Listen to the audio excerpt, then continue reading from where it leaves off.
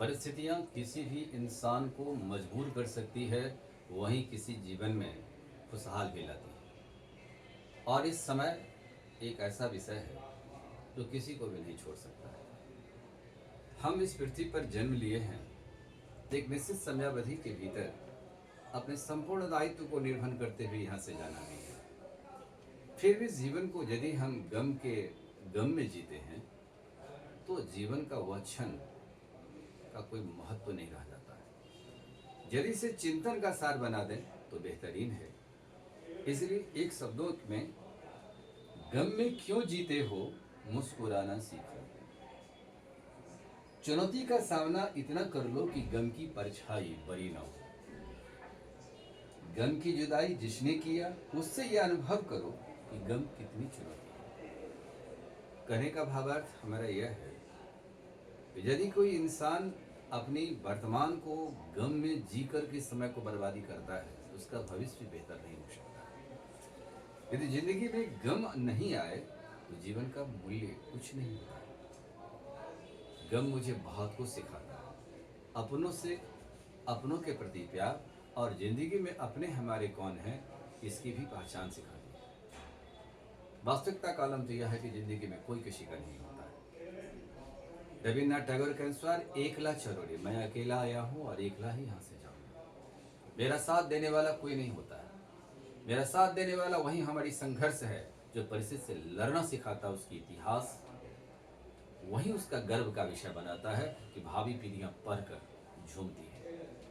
किसी भी इंसान की उतनी भी वफादारी मत करना जो तुम्हें गम में डुबा सके। इसलिए साराना अंदाज में यह कहना चाहूंगा, वफा का नाम क्या लेना, वफा से चोट लगती है, मुझे फूलों से क्या सिकवा, हवा से चोट लगती है। तो परिस्थितियां कुछ चोटिल बनाता है इंसान को कि आपने क्या गलती किया।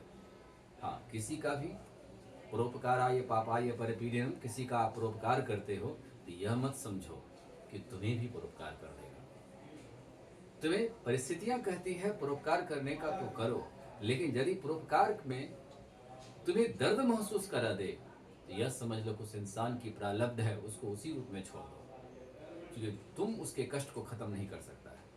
कभी कभी इंसान भावुक हो जाता है, किसी इंसान को हमने सहायता नहीं कर पाया तो भावुक होता है। लेकिन यदि उसके इंसान में बहुत सारे कष्ट हैं तो कुछ हद तक उसे निदान करने का प्रयास खुद करिए, लेकिन वो व्यक्ति खुद को ही अपने पर भरोसा करके गम को त्यागने की क्षमता रख सकता है।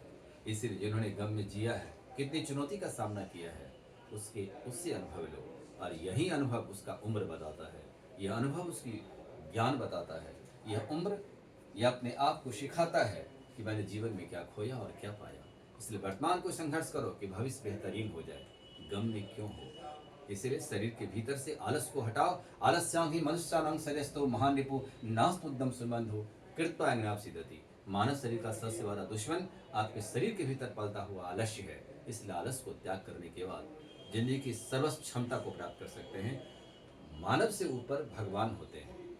इसलिए मानव यदि दृढ़ इरादा से कोई भी काम को करना स्वीकार करे तो मंजिलें पूरा हो सकती है। इसलिए कोई भी भगवान मानव शरीर में आया तो मानव रूपी कार्य किया, तो संघर्ष कुछ हम भी अपने आप को कम करें और कम को पूरा करें।